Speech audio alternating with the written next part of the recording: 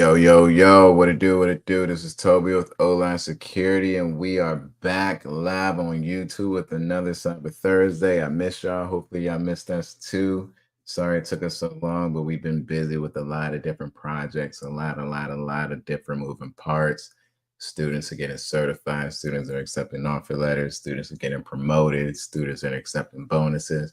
So we're just trying to keep up with them, making sure we're giving them the most time, attention, and care that they deserve and have been wanting for. So I'm excited to be back. We're going to just jump right into a few things, y'all. Some of you are asking to get along with the Splunk challenges that we've been doing. So to help you and make sure that you can keep up along with the Splunk challenges, we're going to teach you a shortcut to install to download and install Splunk pretty quickly. It should take you less than 5 minutes. So you don't have to go through the manual step of configuring Splunk, downloading it, setting up your configuration files. You just want something to get you started with Splunk, something that's already working, so you can go ahead and join the fun with us with these Splunk challenges. Now, before I get into that, I just got to give a big shout out and a big thank you to all of the new subscribers. Y'all have been you all have been coming in numbers and batches. I'm not sure where it's coming from. We've had a few professors, a few schools reach out to us. They wanted to get our permission to use our content in their classes. Please feel free. The world, if you're hearing this, anybody all over the world, if you want to use O-Line Security content for your classes, please feel free to do so, as long as you're not charging people to use our content. We are more than willing to help you, help them, help the world, help this InfoSec community. All right. So thank you. Thank you to all the new subscribers. Thanks for everybody who's been leaving comments, questions, keeping us accountable, keeping us truthful and honest. Thank you. Let's go ahead and jump right into it. So what we're going to do to get Splunk started up, we're going to download Splunk using a container. If you're not familiar with containers, containers are pretty cool. They're just bundled applications, right? You may have some type of file. Well, let's say you own Instagram, right? And you have 100 different servers that you want to install your own Instagram application on. Well, that's going to take a lot of work to do manually, because you have to have all the different files that your server is going to need. You need the scripts, you need the pictures, the HTML files, the CSS files, JavaScript files, whatever you need to get that web application is going to take a lot of effort. So why not just bundle everything inside of an application, inside of a container? Bundle it all inside of a container, push that container from your location, your system, to the hundreds of servers you have out there, and have a working web application. So that's what we're going to do. We're going to use a Splunk container to bypass the manual configuration of getting our own Splunk server up and running. So what you see here on my screen, I have a top panel and I have a bottom panel. My top panel is going to be some commands for you all to go ahead and copy and paste, so your container works the same way mine work. And then the bottom half, this is going to be my terminal. My terminal is going to be based out of AWS. I have a virtual machine running right now. As you can see right here, we're logged into it. So bottom half, the SSH session, right? Class, what port does SSH use? Go ahead and throw that in the chat. So the bottom half, this is SSH. The top half is just notes for you all. So first thing we're going to do is install Docker, right? Docker is going to be the container tool, the container program, the container application, whatever you want to call it. This is the application we're going to use to start up our container. I already have it downloaded and installed. All you have to do is sudo yum install docker-y. This, you hit enter, it's going to go ahead and download Docker for you. Remember, Docker is the container application we're going to use. Many of you are familiar with this already, right? If you've joined us before, you're absolutely familiar with Docker. If you looked at any of our container applications or container videos, you are very familiar with Docker. So trying to install, so you all have a chance to get yours downloaded and installed. Once that's downloaded and installed, you're going to go ahead and start it up. All right, here's the command to start Docker up. You're going to use systemctl to start your Docker application up. Once that's started up, we're going to pull down the Splunk container.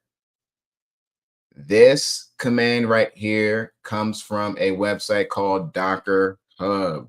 Feel free to go check that out. Docker Hub has a bunch of containers that are already created by different vendors.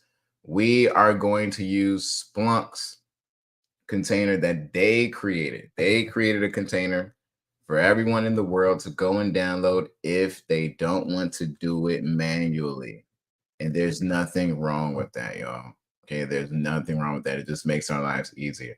So we're going to use this command right here to go and download that container, right? Sudo docker pull Splunk. Well, I misspoke. This isn't going to download the container. This is going to download the image. Okay, this is downloading the image Splunk is going to use to start up a container. So the container is going to use this image. So right now we're downloading this image from Splunk's Docker Hub accounts. All right, once this is downloaded, we're going to use the next command to just start up our container, and we'll have Splunk running in literally less than 2 minutes. All right, this is the first part. And for everybody that's joining us, shout out to you. We're just downloading a Splunk container right now. We're going to start up Splunk with the container using Docker so that we don't have to manually configure anything. All right, sweet. The container is up. Well, the image is downloaded. You can see that it is ready. If you want to look at all your images, you can just do sudo docker images ls, and we can see the images here. Now, the next command we're going to do is going to run our container, right? So this command right here, this is going to run our container using the image we just downloaded. So it's going to open up some ports on our container and virtual machine. It's going to open up the Splunk related ports we need. We need port 8000 for our browser, 8089 for management, 9997 to forward events, 8088. I believe that's heck, right? So we're going to have these ports open. We're going to run some arguments while we're starting up the container, right? To accept the license, because you do have to accept the Splunk license if you're familiar with manually installing Splunk. And then you do have to set a Splunk admin password. Obviously, you don't want people to see your password. This is a dummy password we're going to change eventually. And then the name of the container. This is going to be the name of our container and the name of the image. Splunk is the name of the image we're going to use inside of this Splunk container we are creating. So this entire command is going to create a container using the image we just downloaded. So I'm going to clear the bottom half of my screen. I'm going to go ahead and paste that command, and the container should be at least trying to start up. So we can check it out. We can do sudo docker container ls. We can see that the container is running right now. Let's imagine that if you type sudo docker container ls and you don't see anything, it's probably because your container failed to start up. Right, I'm going to clear my screen. If you don't see anything, if you type sudo docker container ls, that means your container failed to start up. If that is the case, then just look at your Docker logs. You can do sudo docker logs and then the name of the container. Remember, we named it Splunk. You'll see your errors here as to why your container didn't start up. Do me a favor and just post it in the comment section. Just write out what your error is and we'll try to help you troubleshoot it. Right, so whenever you're looking at this video, whatever your errors are, try to post it in the comment section. YouTube world, if you all see some questions, some issues that people are having in the comment section, help me out.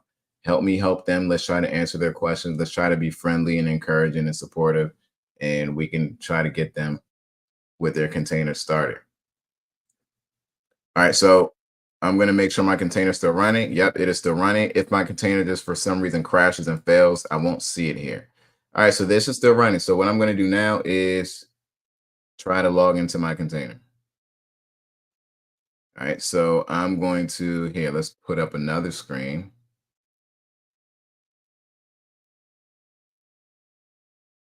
We're going to stop this one. And we're going to share this one. So this is Docker Hub, right? This is the hub where we downloaded the Docker container from. So what I'm going to do now is we're not going to use this. We don't need this. What I need is my IP address. Cool, cool, cool. And what we're going to do is try to hit this IP address on port 8000 because that is the port that Splunk uses for its web interface. So now we're here. We're going to try to log in. Remember the password that we set. I don't remember it. I think it was God Rules 2024. Boom. And there we go. We have a working Splunk install without having to manually download Splunk. We didn't have to go to splunk.com and download the Splunk binary. We didn't have to configure anything in the configuration files. We didn't have to set anything special. We didn't have to download and create any users. It is already created for us in the container. All we had to do was go to Docker Hub, right? This is it, hub.docker.com. Just Google or search Splunk. Here's the command that we ran. We ran this command to pull down this Splunk image. After we pulled down this Splunk image, we ran another command to start up a container using this Splunk image. And bada bing, bada boom, we have Splunk running here. We can start ingesting some logs. You can start picking up on the Splunk challenges that we were doing so you can become as Splunk savvy as the rest of us. And that's it, y'all. It literally takes less than 2 to 5 minutes. Less than 2 to 5 minutes to download a Splunk container, have it installed, configured, and running for you to start splunking around. If y'all like this video, don't forget to smash that like button, y'all. If you're trying to become Splunk savvy as an engineer, as an administrator, go over to onlinesecurity.com. Check out our Splunk courses. We have a phenomenal Splunk fundamentals course. We have an amazing Splunk engineers course. Once you're done with either of them, you will become Splunk savvy and you'll start splunking on your own, especially in these Splunk challenges we're doing. And for the rest of you who were asking about our Security Fundamentals Academy, the last one for the year starts in October 29th. That one is almost full. We have about 3 more seats left. We only take 10 students per class, first come, first serve, y'all. I will see everybody else next Thursday. Class, I will see you on Saturday for study hall. If I don't see you on study hall, if I don't see you on next Thursday, please stay safe. Hold on to your loved ones. Give them fat kisses. Make sure they know that you love them. Class, make sure you're asking questions. Make sure you're studying. Cyber Thursday. Peace out. Thank you, thank you, thank you.